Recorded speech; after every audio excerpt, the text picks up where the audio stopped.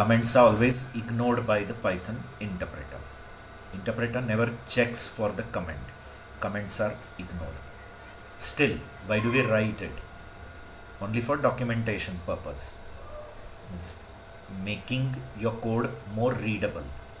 Like later, whenever someone is going to see your code, so by reading the comment, that person will be able to identify or recognize what the purpose of your code is, right? Then originally Python gives only one type of comment, that is single line comment, which starts with hash. Okay, so hash is treated as a single line comment. So any line which starts with hash is considered as comment till the end of the line. Getting? Now actually there is no concept called multi-line comment in Python. You can take the advantage of multi-line strings which Python has provided. Getting? So yesterday I told you, like, you cannot extend the string for more than one line. I showed you also some demonstration.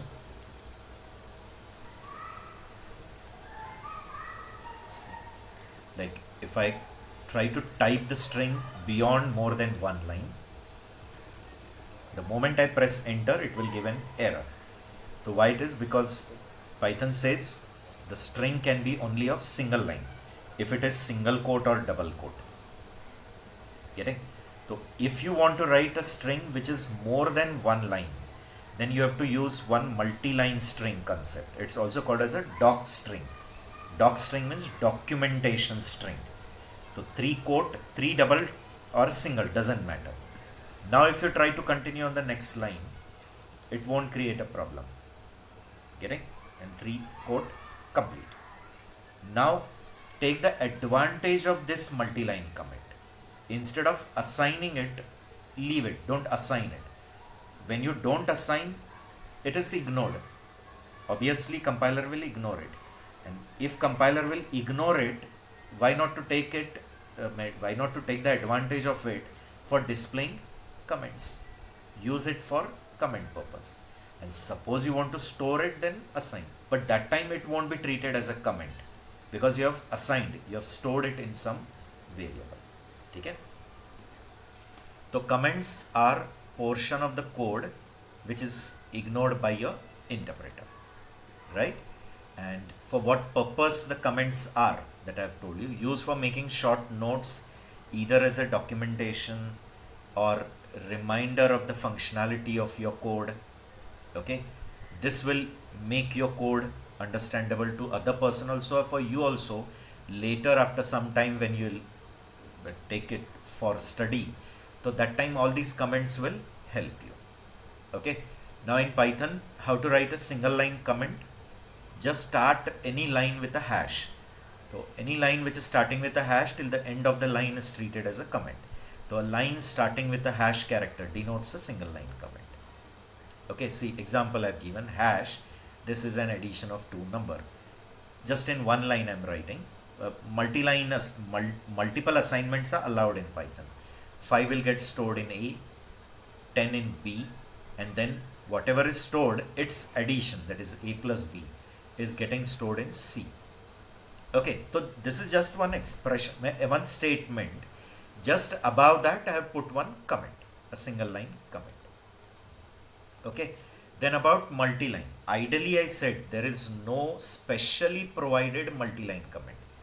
Python says take the advantage of multi-line strings. To create multi-line string and don't assign it. When you don't assign, it becomes a comment. Okay? See. These are written with, multi-line comments are written with a block of starting and ending quote. It can be single quote or double quote, but there should be three single quote, three double quote.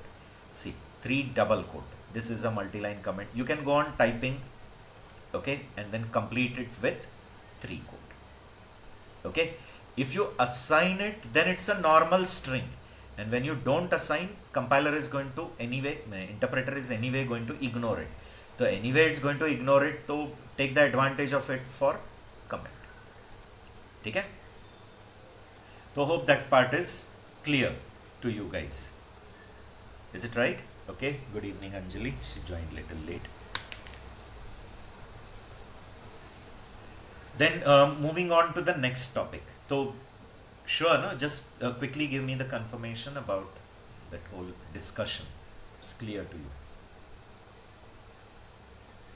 right? All of you?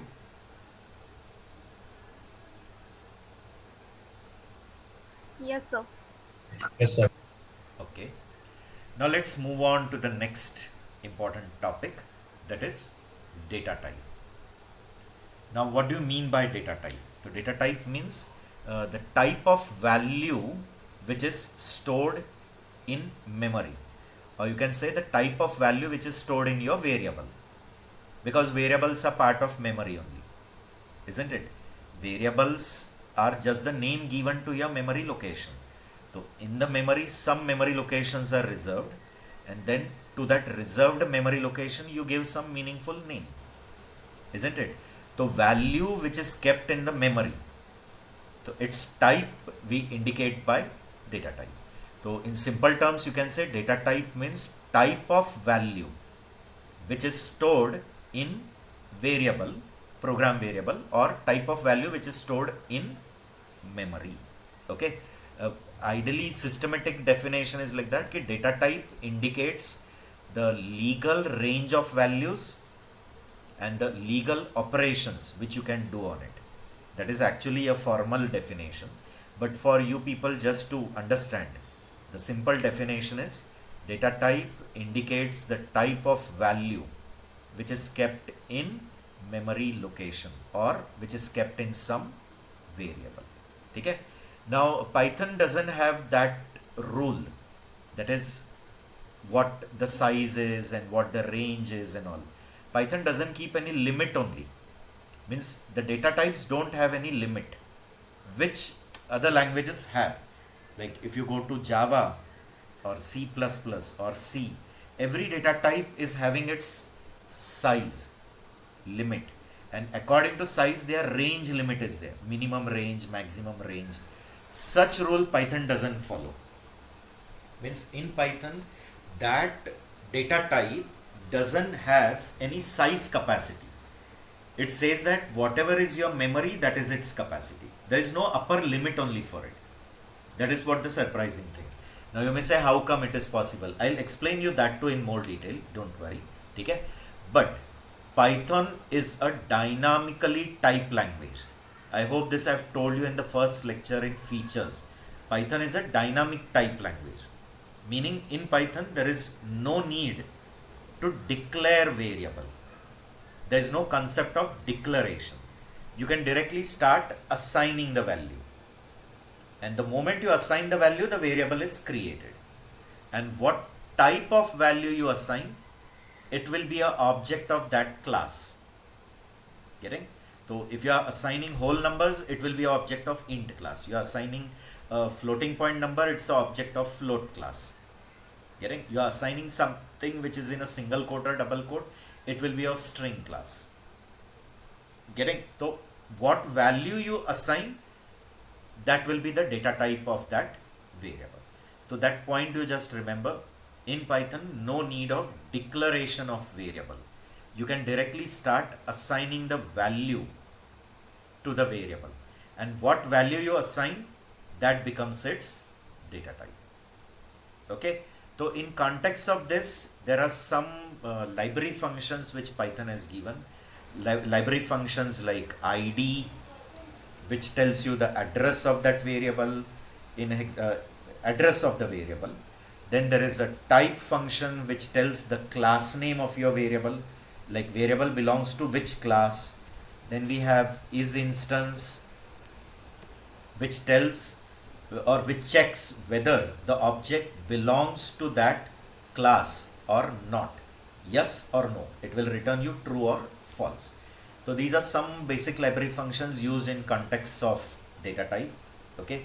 So first in that is type. I'll just tell you about that. And then I'll also explain you how internally the symbol table is managed. Means how memory management Python does. Okay. See. So first function is type and then pass your object. It will just return you the class name of the object. Means it returns the class to which object belongs. Okay, that's simple. This type function is. Example, illustration I'll give you. X equal to 10. Print and see type of X. It will tell that it's an object of class integer, class int. And please make that thing clear in your brain that in Python nothing is without object. Python ultimately converts everything into object. Let it be integer, a float, or whatever. Because some people are not able to digest it quickly because they come from that programming language genre. Like many of you come from C++ background.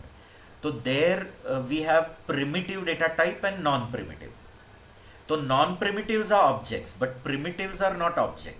They are directly stored in stack and all.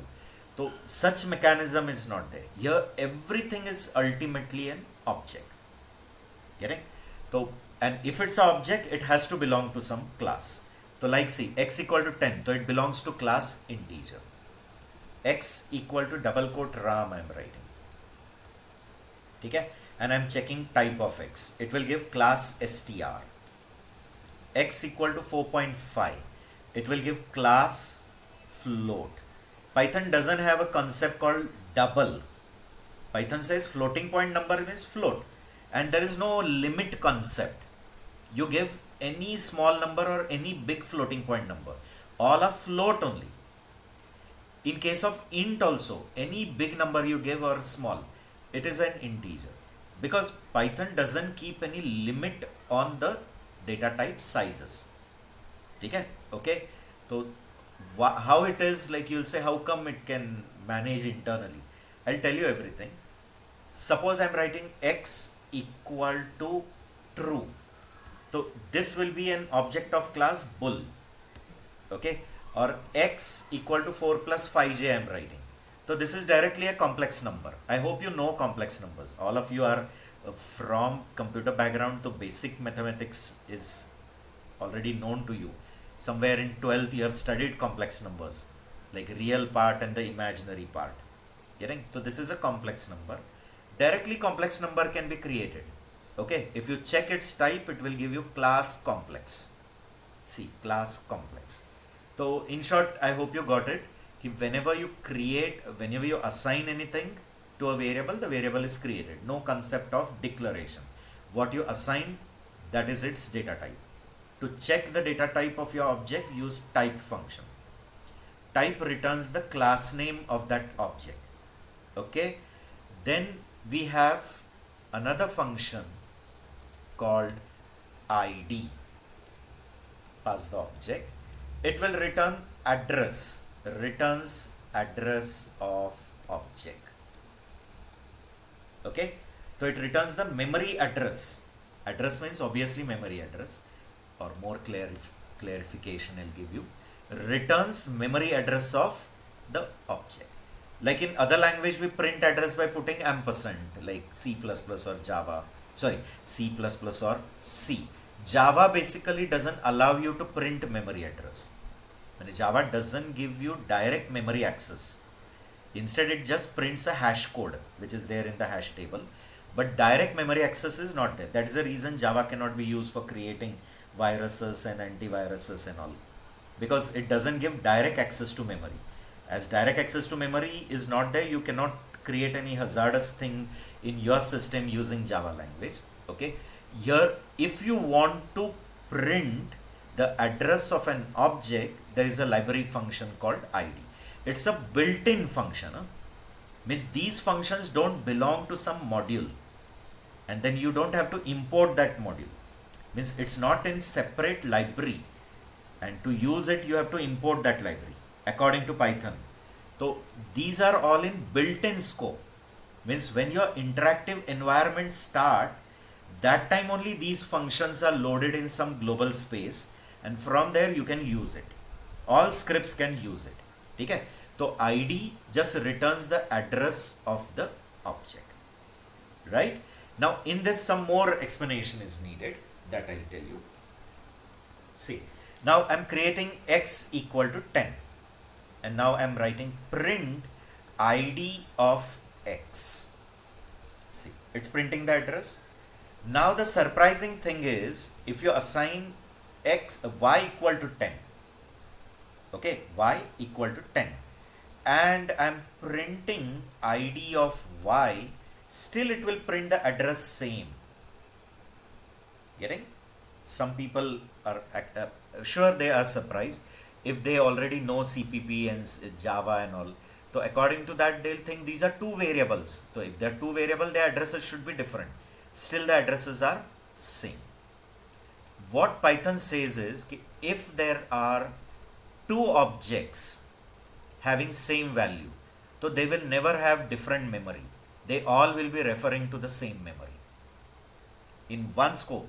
Even if you write 5 plus 5, see here, z equal to 5 plus 5, which is 10, and now if you print and see the address of z, still it will be same. Getting? If I'm writing z instead of z, like p equal to 2 plus 8, still the address is same. You understanding?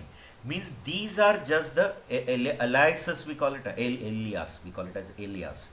Means these are just the another names. Sorry, here I didn't print it p, but anyway the same address you'll get. So these are just different names for the same object. The object is same, but there are 4 references to the same object. Is it clear? Clear? I'll try to show you in a pictorial way how memory management is happening in Python. Okay, so first of all, remember in Python all the objects will be created on heap. Okay, heap is the dynamic memory. Okay, runtime, whatever memory is allocated is on the heap. Internally, your Python virtual machine maintains one symbol table also for all your variables, and these symbol tables are created according to the scope. Okay, so a symbol table is maintained. Okay, now when I write, suppose for example, here only I'll write x equal to 10. Okay, and if I'm writing y equal to 10, in other languages what happen is, it will allocate some 4 bytes memory. Okay, name to it is x, it will have some address, store 10 in it. Means it will reserve some bytes of memory in your stack. Okay, some 4 byte, 8 byte, whatever. Name given to that is x, it will have the address value 10. Y, again some separate 4 byte memory is allocated. Name to that memory is y, value kept in that memory is 10. It will have its address. Clear? Okay. So what happens is x equal to 10, y equal to 10. It will create 2 different variables. Their value is same. Correct? One variable, value 10. Another variable, value 10. Their addresses are different. This happens in Java. This happens in C.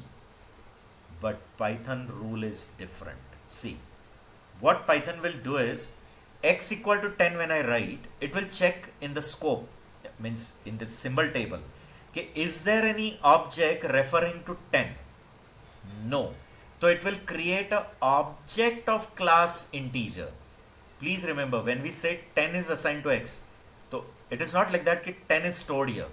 Ideally, it is creating an object of integer class. In that object, it is encapsulating 10. And then the reference of that object, reference means address, but I use word reference.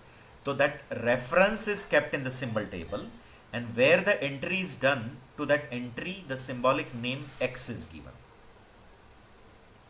Is it clear? Okay.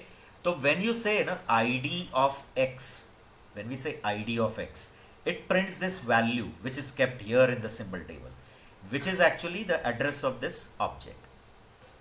Right? Now when I write y equal to 10, okay, it checks in the symbol table, is there an object with value 10? Yes, it is. So it will not create a new object with value 10. Instead, it will just add one new entry, copy the same reference, and it will also refer there. And here the ref count will be 2. Means for every object, a reference count is also maintained. Remember, ref count. Because that count is going to decide whether this object is to be put into the garbage collection or no. Because PVM will periodically call one garbage collector at every fixed interval. Getting? Like as you go to theaters. So if you go to theater, so when the movie is over, the housekeeping team come and they clean it. Now in between they don't do it. No? Like when your whole movie is going on, so entire movie you keep doing the dirt. Ideally you should not do it. Morally you should not do it. But okay, it happens like clear. So immediately you are throwing any garbage, so they don't come to collect it. They periodically come. When the movie is over, they collect it. Again, the next schedule is after next movie. Or you go to hotels or you go to hospitals. The housekeeping team periodically come to clean it. Same way, the garbage collector is called after every fixed interval. Getting? So how the garbage collector knows that when the object is to be put into the free list? If it is put in free list, it will be available for reusability. It is to be reusability means reuse, reallocation. Someone else can use that memory. So when it is put into the free list. But how garbage collector knows when to put it? Depending on the ref count. So if the ref count has become 0, then only that object is put into the free list. So that is a different part. Now what I wanted to say is clear to you. When you assign something to a variable, and in the symbol table, if there is already an object with that value, it will not create a separate object. It will just add a new entry, but it will refer to the same place. Clear? I hope you are understanding it. So meantime, suppose I write x equal to 25. Okay? So is there any object with the value 25 in your in your symbol table? No. So what it will do, it will create a new integer class object, encapsulate 25 within it. Obviously inside there will be some property in which that data is getting stored, and then the reference is collected here. But when the reference is collected, this reference is lost. So ref count is decreased by 1. Getting? Suppose y equal to 15 I write. Okay, again on the heap there is no object with the value 15. It creates a new integer object with the value 15.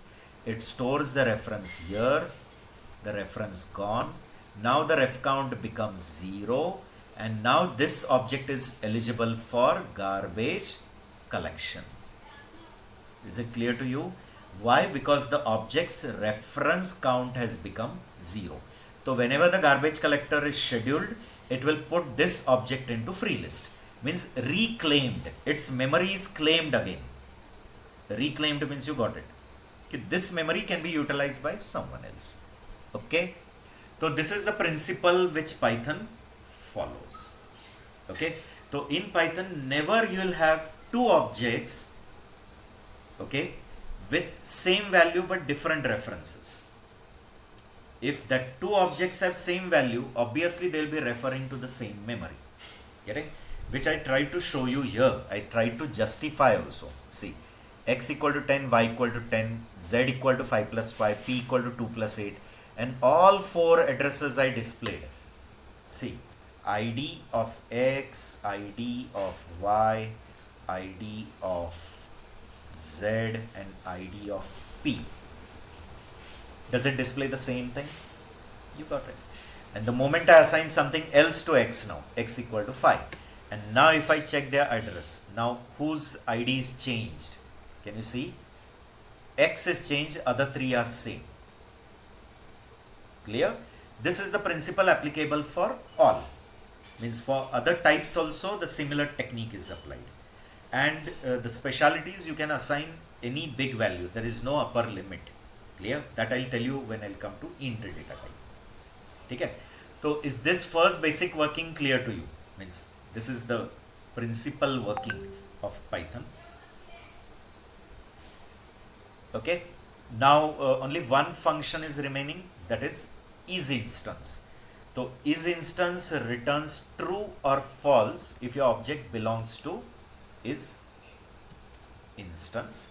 You just have to pass object and then the class name, returns true if object belongs to class, otherwise false.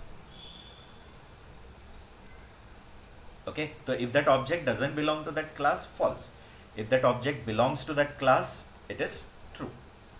Okay, see, x equal to 10, and now I am checking print isInstance x comma int. So as x is an object of class int, it will return true. Okay, suppose I am checking whether it is an object of class float, so it won't, because x is object of integer. You are checking whether it is of float, so it will return false. Right? Okay, so if these three functions are clear, then we will move on to the slide part, and then we will quickly discuss all these things on the slide, because many more things to learn. Then we will learn 5 data types which Python has given, the 5 primary types. Then there are many more which we'll be learning in chapter 4. Now we will be learning only 5, that is int, float, boolean, string and complex. These are the 5 basic commonly used, and many more are given. Okay? But anyone you take it, everyone is ultimately an object, and if it's an object, it's an object of some class. Okay, so just quick confirmation you can give me. Any queries in this? Yes, If sir. you have, you can have queries. Huh? It's not like that you are getting it everything. If you have doubt later, if you get some doubt, you can ask me that too. It's not like that immediately now. Later you can put the query in the group. Personally you can send me the message. Okay, whatever is possible from my side, I'll try to.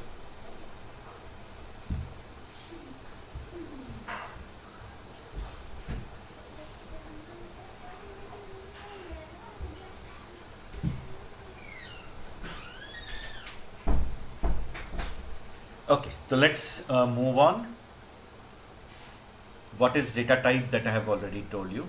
So the data type of a variable represents the type of value which is stored in the variable.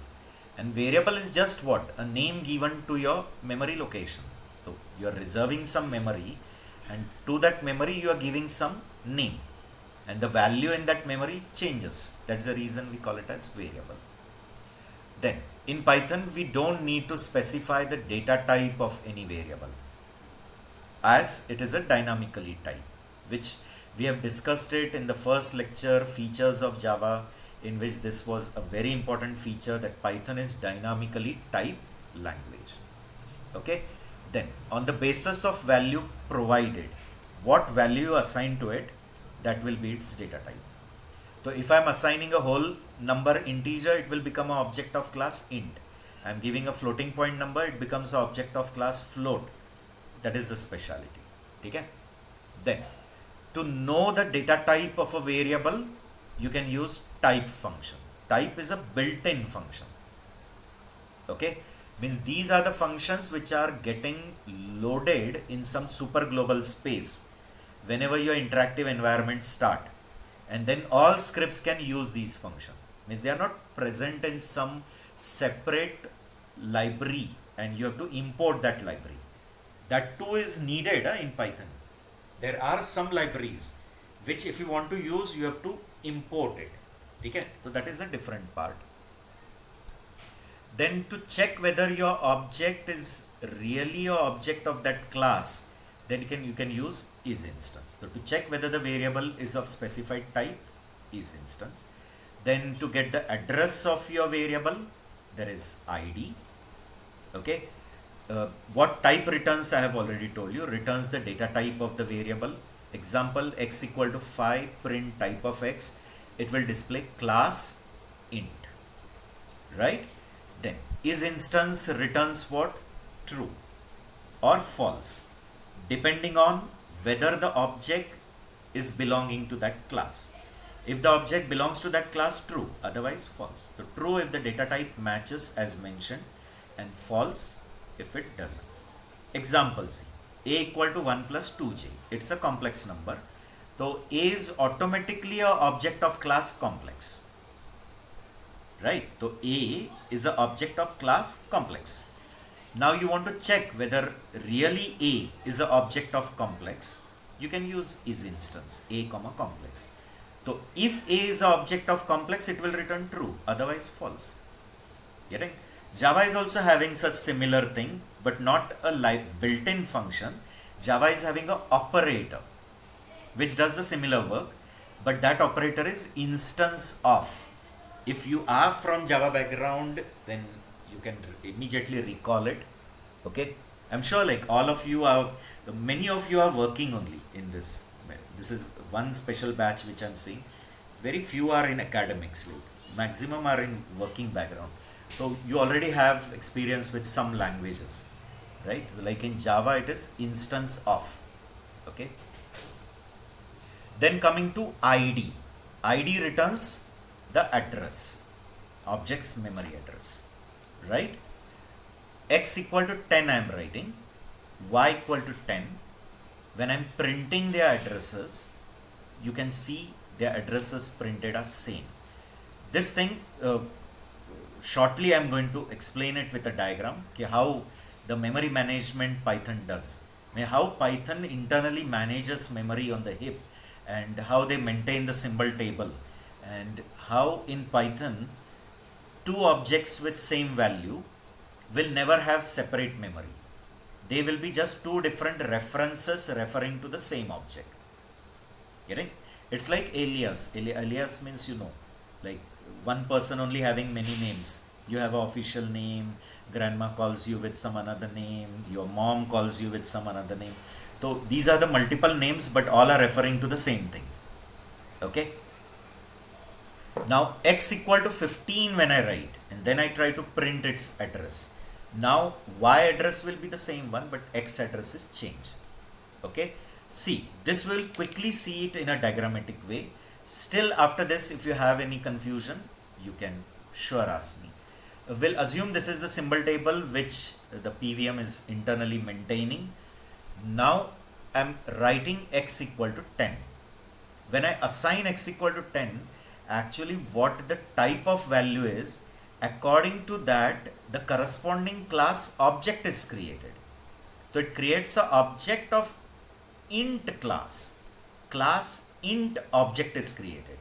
In that object, that value is encapsulated, and the reference of that object is recorded in the symbol table. Okay? And the entry name is whatever name you have given. Clear? This is very much like Java also, but Java doesn't follow that rule. Two objects with same value. Means in Java you can have two different objects with same. Cloning concept, you can have two different with same value. Getting on? That is possible in Java. Here it's not. Here they say in one scope, two variables with same value can never happen. Right? Then y equal to 10 I am writing. Again, will it create a new object with value 10, or it will check in the symbol table, is there already an object with 10? Yes, it will check it, and as it is present in the pool, it will just copy the reference as a new entry and give new entry the name y. See, this concept is going to happen, and that's the reason when I write id of x and id of y, it displays same address. But now I am writing x equal to 15. Now in the pool there is no object with value 15. So it creates it, stores the reference of this new object in place of x, and this old reference is gone. But when old reference is lost, obviously it will lost, no? Because when you store new value, the old is going to get replaced, isn't it? Okay. So now the ref count is decreased. The ref count was 2, now it will become 1. It will not put it into garbage list immediately. When the ref count becomes 0, that time it will put it into garbage list. Suppose y equal to 25. On the pool, is there a object with value 25? No. So it creates it. Stores the reference in y. The reference which was there in y already lost. Now this object ref count has become 0. Therefore, whenever the garbage collector is scheduled, garbage collector will put this object into free list. Means it will reclaim this memory. Means this memory can be reutilized. Getting? So that is the concept. Okay. So till here, if it is clear, then we can move on to discuss each and every data type, the main 5 data types one by one. Okay. Just quickly confirm. In chat window also you can type or you can unmute and tell me. But yes, it's understood. okay. Good. Yes, sir, all good. Yes, sir. Then quickly let's move on with each data types one by one. Okay. The first data type which we are going to see, that is int. So when we are talking about int data type, it is having its corresponding class with the name int. You understanding or no? That is the reason Python is a pure object oriented. When we call a language as pure object oriented, when that language ultimately converts everything into an object, therefore we have to call it as pure. Okay. So we are talking about int data type. Now in case of int, when int is considered, so numerical value but whole numbers, means they don't have any fractional part, decimal part is not there. Positive, negative, both are there. Positive number, negative number, but whole numbers. Okay. And Python doesn't have any complications like subcategories like byte and short and int and long. No such confusion. You understanding or no? And in C, to still more complications. Like C gives that facility plus that signed and unsigned qualifiers.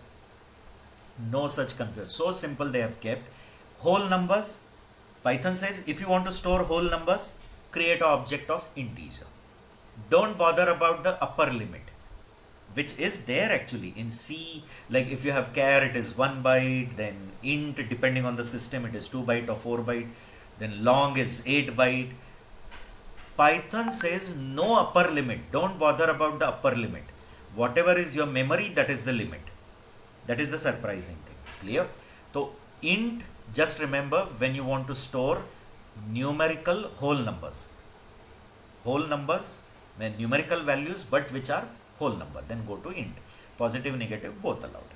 Okay. Now just we have to talk about how they can be represented. So Python allows you to represent them in different ways. Okay. So what all that different ways are? The first is the decimal way. Okay. Decimal meaning base 10. I hope you know base 10 meaning. In that number system, only 10 numbers are there, 0 to 9. Means combination of 0 to 9. Okay. But not starting with 0. 0 can come later, but it should not start with 0. Okay. Afterwards, 0 combination can come. Okay. So I am just trying to tell you in short, everything I cannot type here. Later on the slides also we read it. So decimal, we call it as base 10. Why base 10? Because in that number system, how many numbers are there? 10 numbers are there. Means all your numbers are formed by the combination of 0 to 9. 0 to 9 means 10 number. So each digit place value will be in power of 10. Getting? Means whatever I write, 3, 4, 3, 2, 4, 3, 6, whatever. So each digit when you consider its place value will be in 10 power. Means this 6 is 10 power 0 units place. 3 is 10 power 1. This is 10 power 2, 10 power 3, So all are in 10 power. 10 power 0 units place, tens place, hundreds place, thousands place, and all are going in 10 raised to 10 raised to 0, 10 raised to 1, 10 raised to 2, 10 raised to 3. You understanding or no? So that is decimal concept. No need to talk more on it. So decimal means base 10, combination of 0 to 9, not starting with 0. Few numbers I'm writing here, like I'm writing minus 45, plus 5, 6, 4, 5, 6, 7, plus explicitly if you write, doesn't matter. Okay, and if you just write a number without a sign, it is by default positive. All are decimal. Okay, they have their place values in power of 10. Agreed? Then coming to second. So I hope you got it. Negative, positive, both numbers can be there. Positive, if you don't write, it is implied. It is implied. It's assumed it is positive. If you want, you can write explicitly plus. Okay. Then second notation also is there called as octal, which is base 8. Okay. It is combination of 0 to 7. Now, why we are calling base 8? Because in that number system, 8 numbers are there. 0 to 7. So 0 to 7 total how many it is? 8. Total 8 digits are there. So whatever numbers you will form from this combination of this, okay, they all will have their place value in power of 8.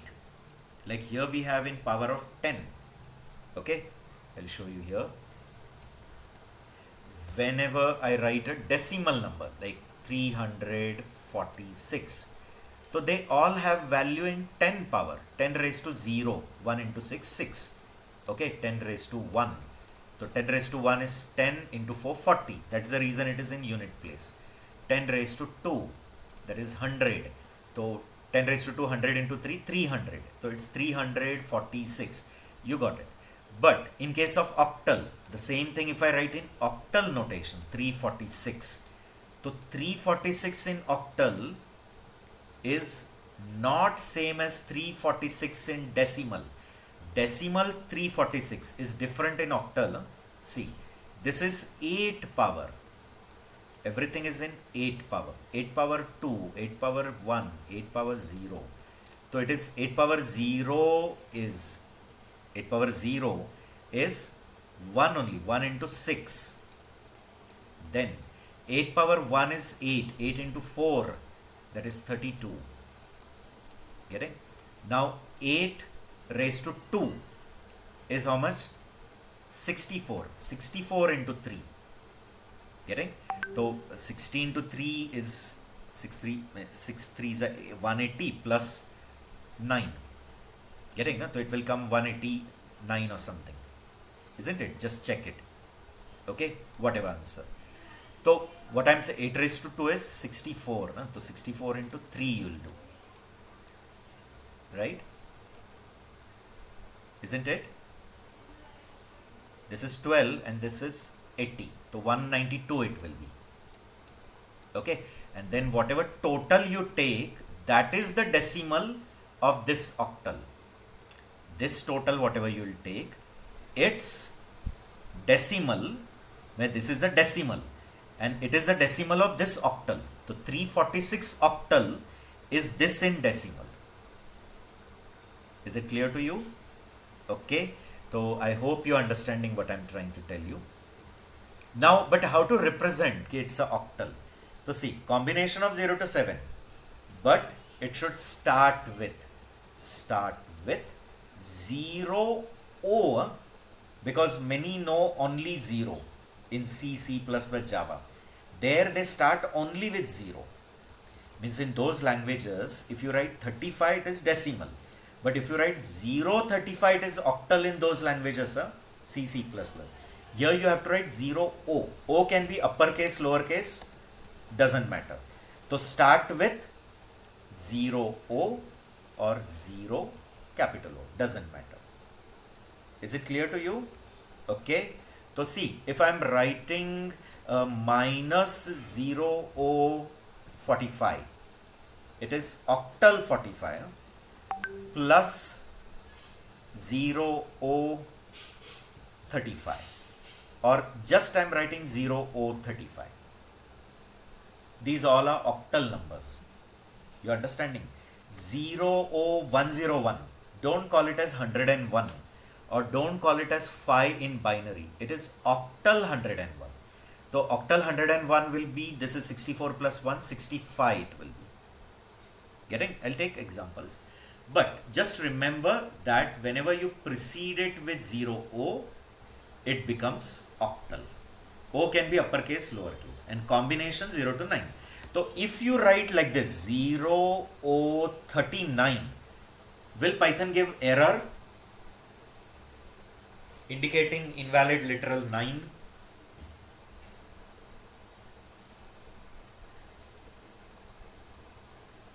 Yes, guys, I'm asking you. Okay. If I write 0039, will the interpreter give error? Yes, sir. Why it Yes. should give error? Because it is the combination of numbers from 0 to 7 only. 0 to 7. Combination It of should 0 to 7, but in that Yes. 9 has come.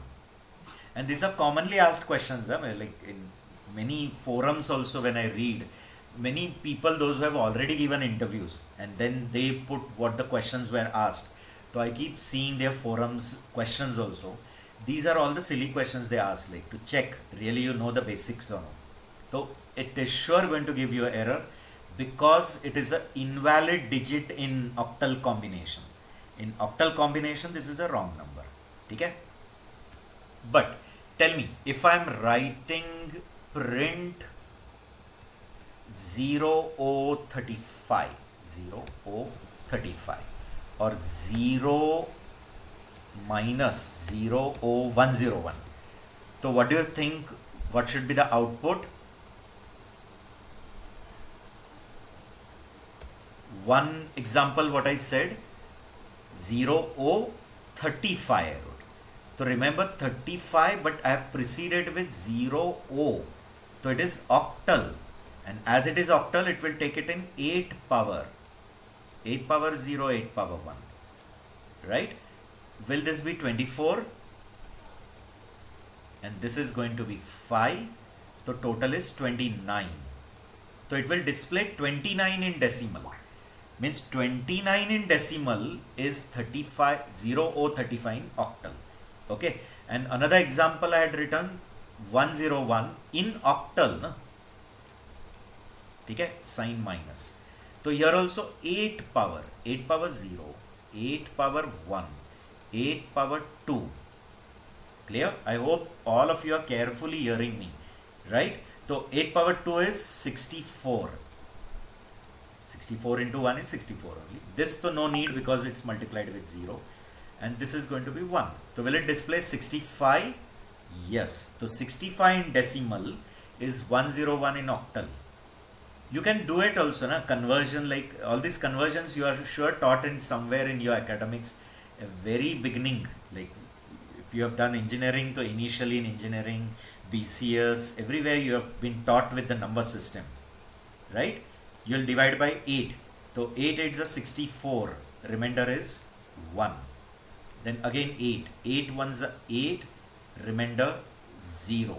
And then you collect this, no? 1 0 1. You get the same thing. Okay? See. So is it printing 0O35 as 29? Yes, because it is decimal 29 written in octal form. This is decimal minus 65 but written in octal form. Okay, so let's quickly move on to the next one also. So I guess this is clear. And suppose if I write print 0O39, it is sure going to give error for that literal 9. See, it will say syntax error, invalid digit 9 in octal literal. 9 cannot come in octal. Okay, then coming to the third one, that is hexadecimal. Now hexadecimal means base 16, means in its number system there are 16 digits.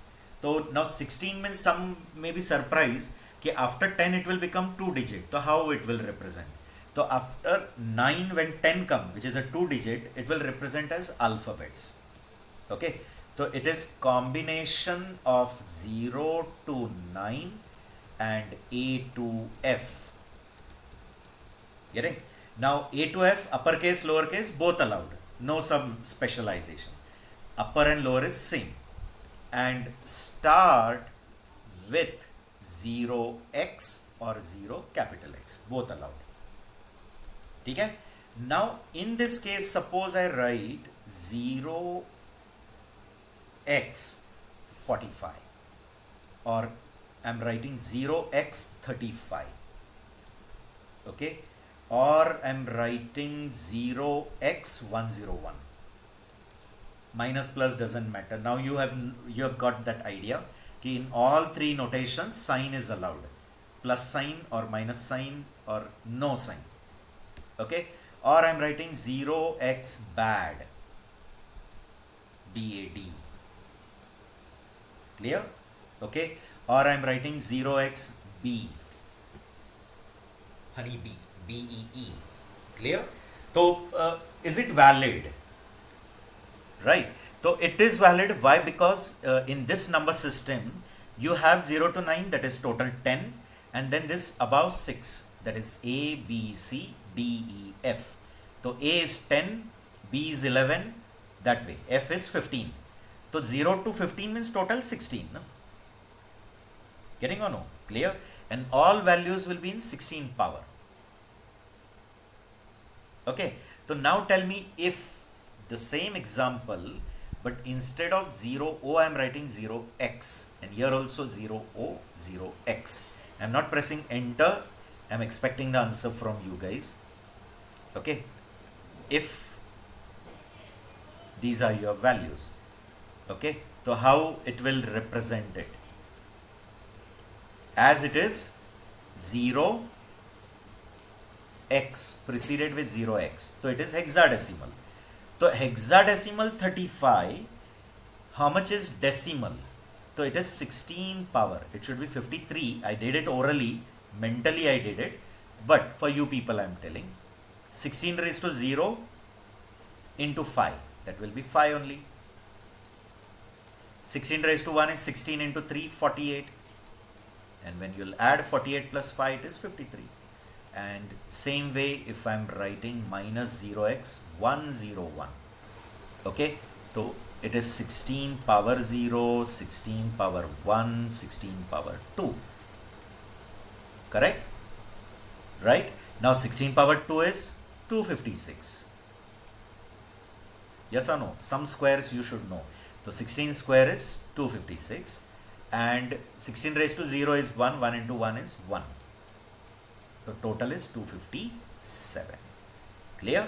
So will it give 257 minus 257, and that is 53. See, 53 and minus 257. Hope it is clear. Right? Yes. Okay, now you can try for this too. 0x bad if I write, 0x b if I write. Now I'm coming to the last one, that is binary notation. Now binary means obviously base 2. Binary. Bi means array, actually concept is array means the number of participants. Getting? And bi indicates an array. Clear? And this bi indicates there are 2 participants, therefore binary. So only base 2. So base 2 means its number system will contain only 2 values, 0 and 1. So here how do we represent? So it is combination of 0 and 1. And it should start with 0B or 0 capital B, which is now introduced in Java 1.5 onwards also. Like in Java, previous version of Java, binary constants were not allowed, but Java 1.5 and onwards they have introduced that too, which is now introduced in C also. After C99 C standard, in C also they have introduced it. Okay, previous C version was not having. Okay, so this is binary, which is very simple. Like if I write 0B101, or I'm writing plus 0B1101. Okay, so all these are in power 2, you know it. So this is actually 5, 2 raised to 0, 2 raised to 1, 2 raised to 2. 2 raised to 2 is 4 and this 1 makes 5. Okay, this will be equal to 13. You can check what I gave. 1 1 0 1, right? So 2 raised to 0 is there, 2 raised to 1, 2 raised to 2, 2 raised to 3. So this is 8, 8 and 4, 2 raised to 3 is 8, and this is 4, 12, and this 1, 13. Yes or no? So it will print 13. Okay, and only 101 will display 5. So print 0b 101 or minus 0b 1101. Accordingly, you will get it 5 and minus 13. Right? Okay. So all these notations are clear to you.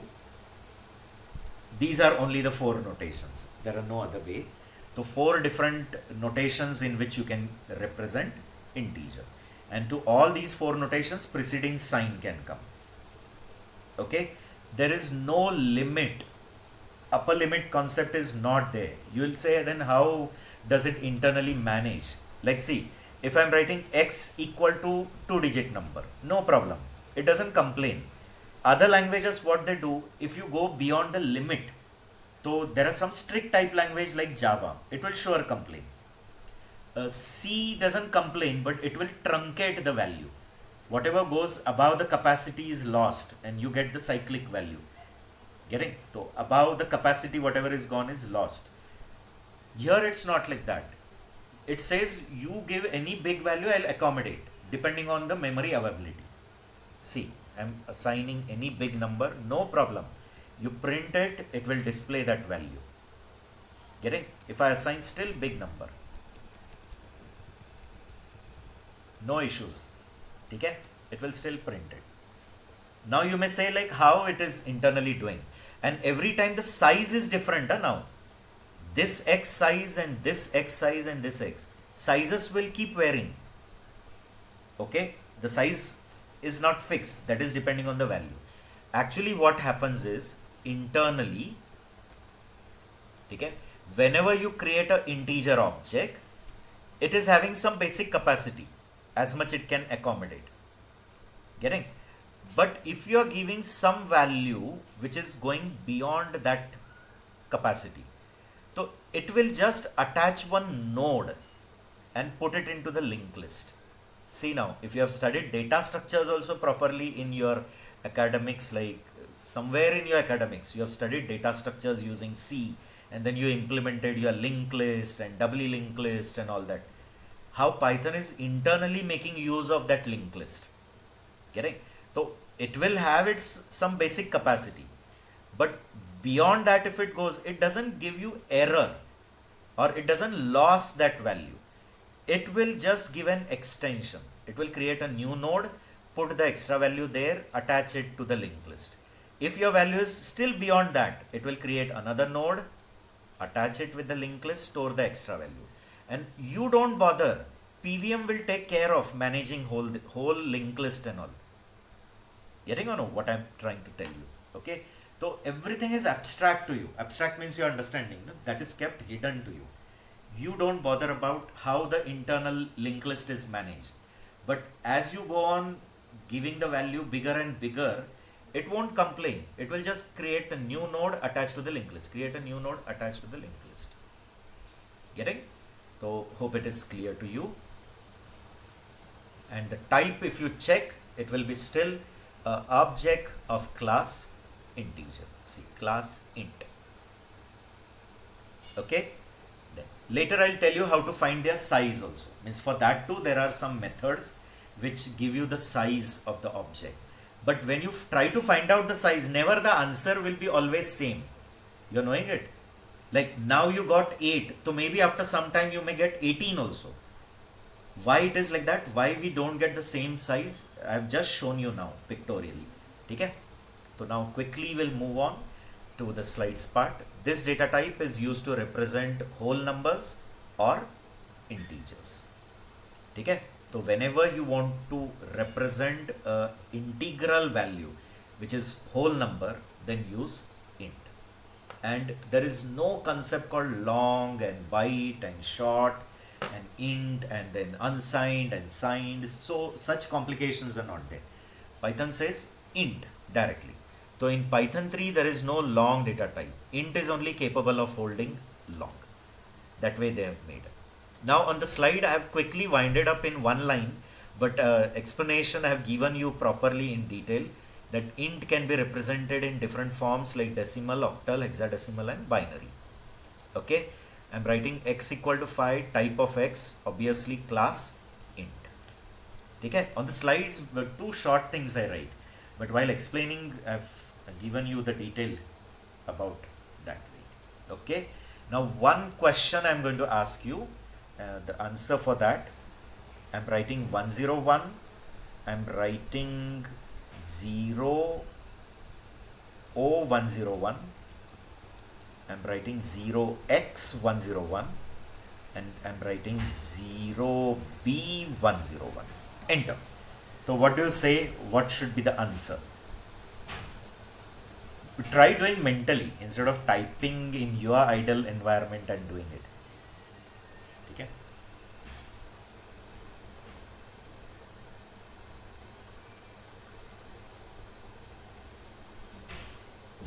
Okay, see the question.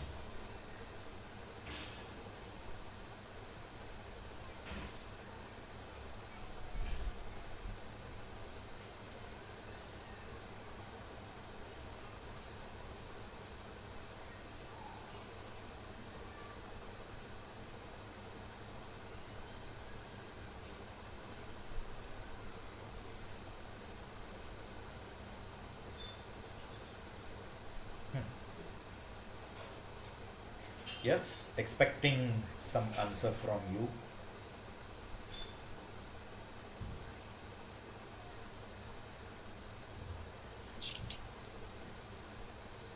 So depends if it's First left one to will be right or 101 only.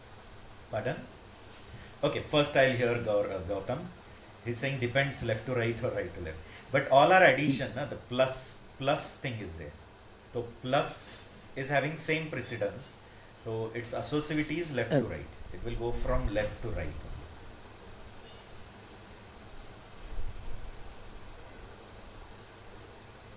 Now I'll hear someone else. Someone else also was trying to tell.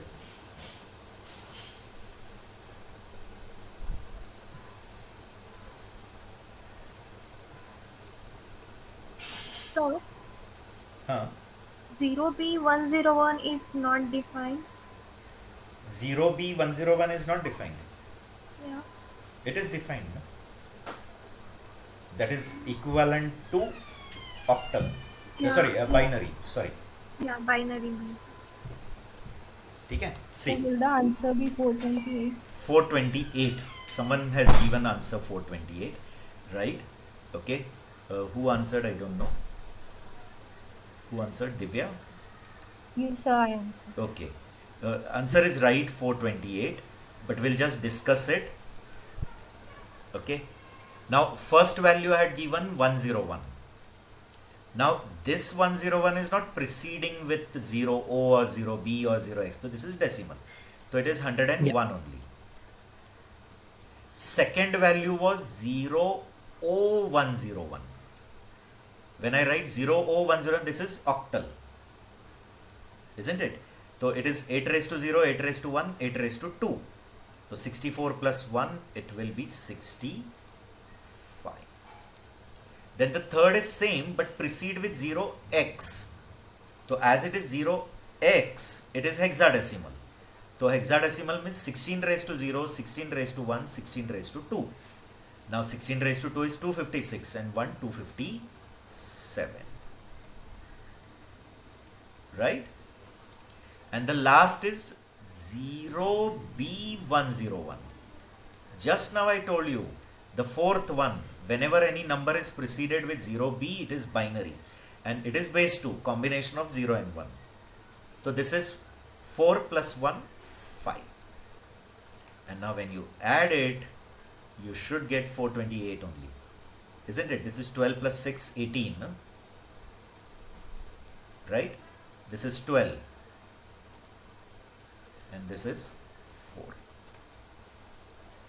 Yes or no? At least tell. Yeah. Yes, sir. Yes. Right? See, enter. It gives 428. What about if I write print 0x bad?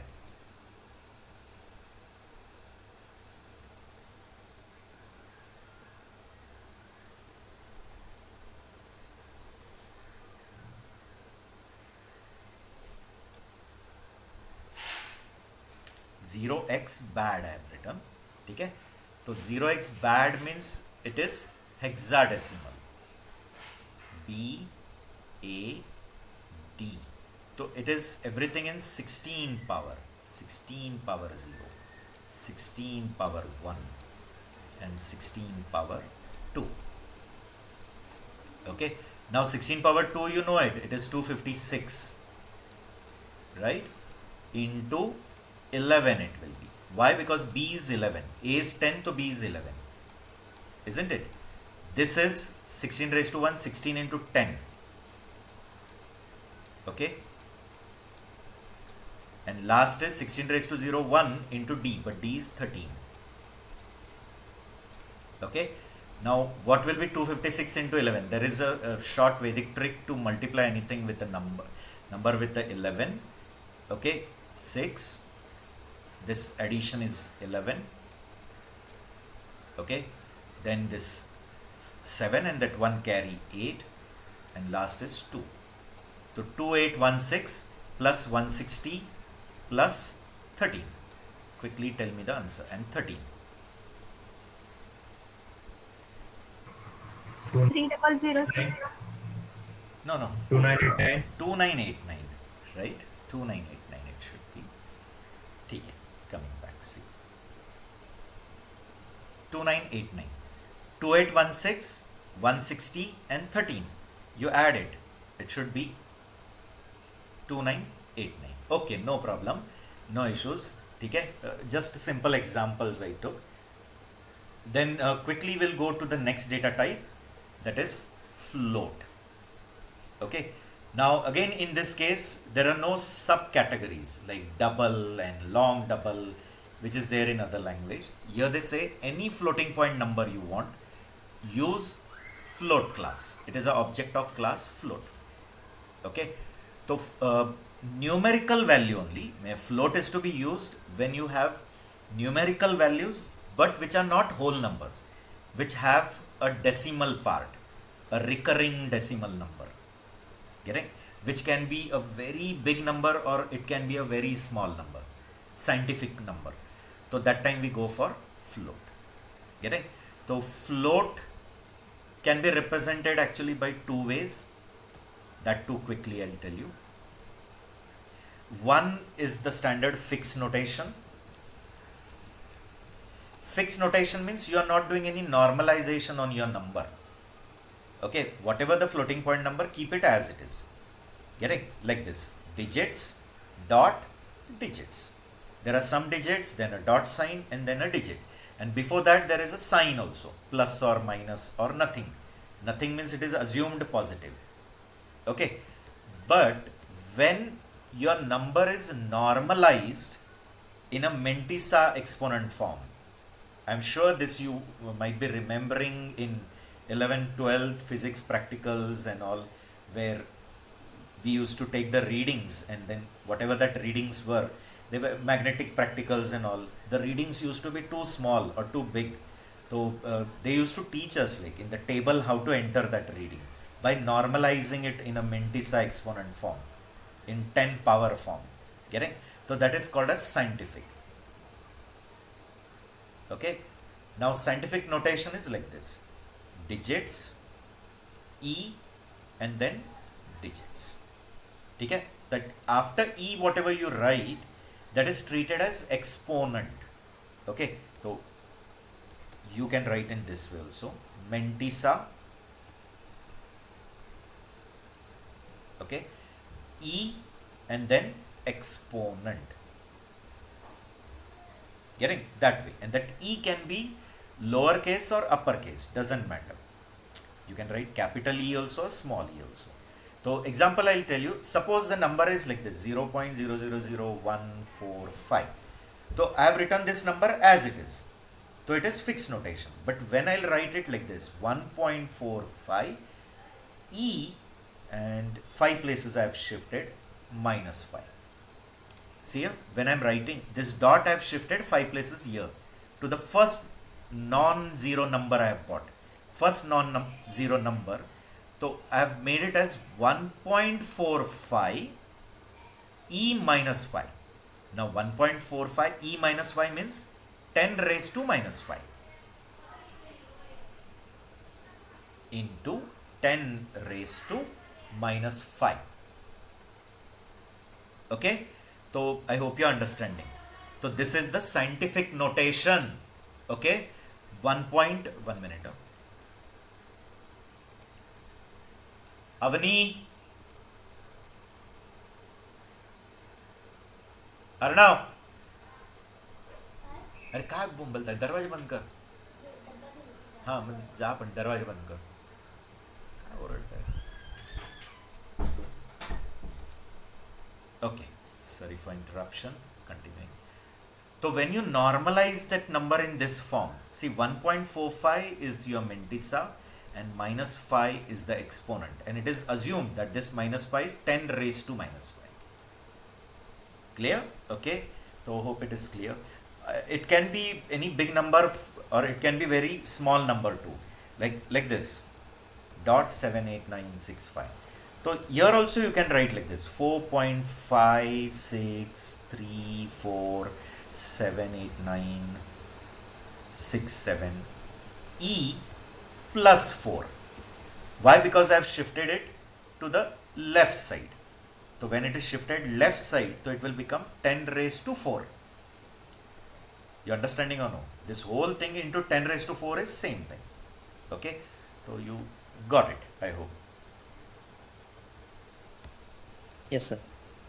See, I'm creating a variable like x equal to 4.5, and then I'm writing print type of x. So obviously it will show that it's an object of class float, right? And suppose I'm asking you the value, like I'm writing 1.2 E3 plus 1. What do you say?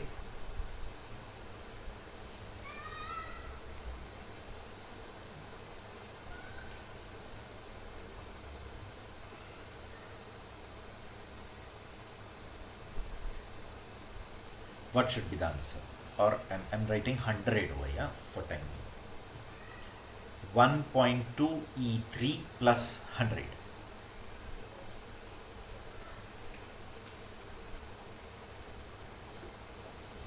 No? Has anyone written in the chat window?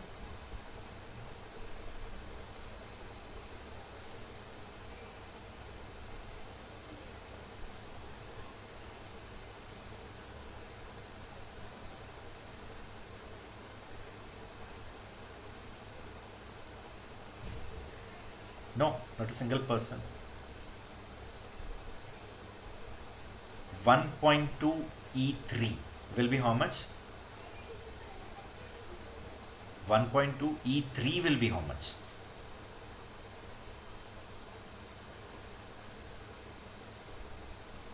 (1.2 E3 means, is it 10 raised to 3? Yes or no?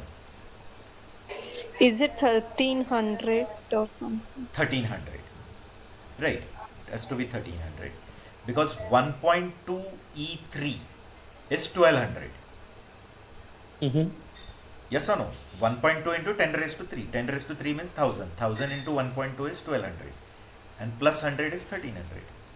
But 1300 in float means 1300.0 will come. It is float. The data type is float. Right. Clear? Even if you write like this 1 E3 plus 1, then also it will give float only. You may say like here nothing is seen decimal, everything is whole number. Then also the data type is float, because whenever you write in this exponent form, it becomes object of float. So 1e3 is 1000, just now I told 1e3. So it is 1 into 10 raised to 3. 1 into 10 raised to 3 means 1000. 1000 plus 1, 1001. So 1001 but in float. Clear? Okay, so I hope you got it. No need to go into too much detail now. So we can use float data type to store floating point value. That is numerical values with decimal. Okay, then we can also assign values in exponent form using lowercase or uppercase e. That is actually called scientific notation. See now, f is equal to 1 point whatever I have written, type of e, it is float, class float. But here I am writing f1 equal to 1.2 e3. So just now we saw 1.2 into 10 raised to 3. 10 raised to 3 means 1000. 1000 into 1.2 means 1200. Okay? Checking the type of f1 and f1. So f1 will come 1200 and type of f1 will come float. Right? Okay? I hope it is clear. Yes, sir. Okay. Now we have to start with complex data type, but it will take little bit time. So what I'll do is today we will take a pause. Or just I'll give you an introduction about complex number. Maybe some more explanation will continue in the next session. Complex numbers, it also comes in numeric category only. Numbers. See, naturally we say, whenever we say complex, we don't say only complex numbers. So complex numbers also come under numeric category. But here we represent the value in a pair, real and imaginary. Okay, so complex numbers always have two parts. One is the real part and another is the imaginary part, which is written in this standard format, a plus bj. That j you can write capital also. Capital J, small j, both allowed. I is not allowed because in mathematics we had habit of writing I too. Here it is j only. So when you assign any number, any variable, a number of this format, a plus bj, it is automatically a complex. Means it becomes an object of class complex. Okay? See, I'll show you here. X equal to 4 plus 5j I am writing. Done. It is an object of class complex. You can print and see that X, it will display in round bracket that complex number. And if you check its type, it will show that it's an object of class complex. Class complex. Getting? But internally what has happened, that too I'll tell you in a pictorial way. Whenever you assigned this complex number to your object, like x equal to 4 plus 5j, correct? Now internally what has happened? It has created an object of class complex on heap, okay? And that object class is having its two data members. Okay, there are two data members of that object. Of which class? Complex class. So whenever you assign x equal to 4 plus 5j, it creates a object of which class? Complex class. But when the object of complex class is created, it is having its two data members. One is real and another is imaginary, but it is IMAG only. These are the two data members of that complex class. You understanding or no? So when I write x equal to 4 plus 5j, internally object of complex class created, and I hope you should know it, whenever a object is created, a constructor is called. Getting something about constructor, you are sure knowing it. So constructor is called, and constructor stores these values in these data members. You're getting? This 4 will get stored in real, that 5 will get stored in imaginary. And then the reference of your object will come in X. You understanding? Clear? and Python says you can perform all the arithmetic operations which you can do on int and float on complex also, because that operators are already overloaded, like plus and minus. So two complex numbers I want to add, two complex numbers I want to subtract, will do, no issues. Get it? You don't have to do extra work. They have already overloaded that operators. So for that they already have some magic methods which will do the addition of two complex number, multiplication of two complex numbers, dividing one complex number with another. You understanding? You don't have to do extra work. Already those operators are overloaded by some magic methods in this complex class. Getting? Magic methods means the methods which are called implicitly. Getting? So see, I'll show you that too. If I create, now here you have already created x equal to 4 plus 5j. If you access that property, you'll come to know x dot real, x dot imaginary. Does it print that 4 and 5? See that 4, that 5. This itself proves that whenever you assign a complex number to a variable, an object of complex is created. It is having its two private data. One is real and one is imaginary. And in real, that real will get stored, imaginary will get stored. And then the reference of that object come in x. And now as it is storing it in that data member, that properties you can access it using dot operator. Get it? And not only this, they have already given facility to do operations on two complex numbers, as we do it on two integers and floats. You are understanding or no? The operators are already overloaded. Like I'm writing y equal to minus 3 plus 2j. And now I'm writing print x plus y. No problem. So easy they have given. You can directly add two complex numbers. So it will add real and real. 4 minus 3 will become 1. So that is new real. And 5 plus 2 will become 7. That is new imaginary. And it will create this new complex number and return. Get it? See. Is it returning? But you may surprise how it is possible, like how the plus knows to do it. So it is actually going to call one magic method over here. And that magic method does the work. Get it? Means in reality, like this is happening. X dot double underscore add double underscore y. And in the past lectures I have told you how to recognize it's a magic method in Python. First of all, what is magic method? Method which is called implicitly. You don't call explicitly. And Python recognizes magic method by this dunder method. Start double underscore end double. So actually here you wrote x plus y, but internally Python called this magic method.